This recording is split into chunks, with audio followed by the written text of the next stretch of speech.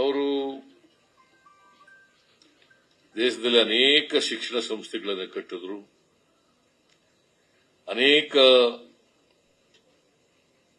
Public sector ಕಾರ್ಖಾನೆಗಳನ್ನ ಮಾಡಿದ್ರು.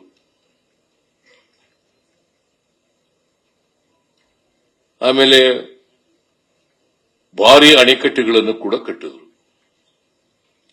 ಇವತ್ತು ನರೇಂದ್ರ ಮೋದಿಯವರು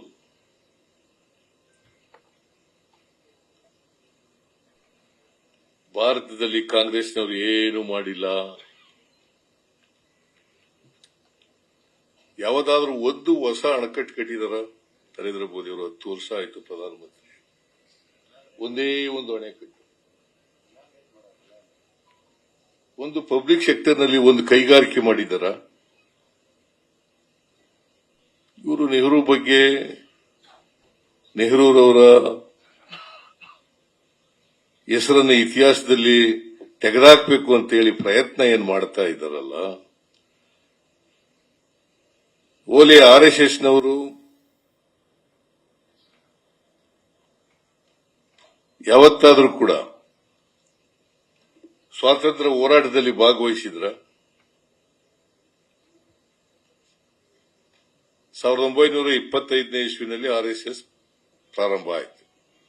1925.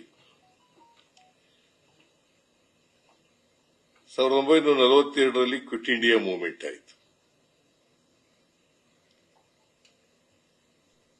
ಮಹಾತ್ಮ ಗಾಂಧೀಜಿಯವರು ಬ್ರಿಟಿಷರೇ ಈ ದೇಶವನ್ನು ಬಿಟ್ಟು ತೊಲಗಿ ಅಂತ ಕರೆ ಕೊಟ್ಟರು. ಇವರು ಯಾವತ್ತಾದ್ರೂ ಕೂಡ ಬ್ರಿಟಿಷ್ನವರ ವಿರುದ್ಧ ಹೋರಾಟ ಮಾಡಿದ್ರ? ಯಾವತ್ತೂ ಮಾಡಿಲ್ಲ. ನರೇಂದ್ರ ಮೋದಿ ಅವರೇನೋ ಸ್ವಾತಂತ್ರ್ಯ ಬಂದ ಮೇಲೆ ಹುಟ್ಟಿರೋರು, ಅದಕ್ಕಿಂತ ಹಿಂದೆ ಇದ್ರಲ್ಲ, ಎಡ್ಗೆವಾರು, ಗುರೂಜಿ ಇವರೆಲ್ಲ ಇದ್ರಲ್ಲ, ಸಾವರ್ಕರ್ ಇವರೆಲ್ಲ ಇದ್ರಲ್ಲ. ಯಾವತ್ತಾರು ಸ್ವಾತಂತ್ರ್ಯ ಹೋರಾಟದಲ್ಲಿ ಪಾಲ್ಗೊಂಡಿರ್ತಕ್ಕಂಥದ್ದು ಬಹಳ ದೇಶಭಕ್ತಿ ಬಗ್ಗೆ ಬಹಳ ಮಾತಾಡ್ತಾರೆ.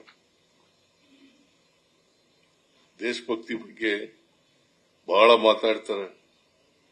ಇವರೆಲ್ಲರೂ ಕೂಡ 1942 ಕ್ವಿಟ್ ಇಂಡಿಯಾ ಮೂವ್ಮೆಂಟ್ ನಲ್ಲಿ ಬ್ರಿಟಿಷ್ನವ್ರ ಜೊತೆ ಇದ್ರು. ಬ್ರಿಟಿಷ್ನವರಿಗೆ ಸಹಾಯ ಮಾಡ್ಕೊಂಡಿದ್ದಂಥವ್ರು. ಇವರು ದೇಶಭಕ್ತಿ ಬಗ್ಗೆ ನಮಗೆ ಪಾಠ ಹೇಳ್ಕೊಡ್ತಾರೆ.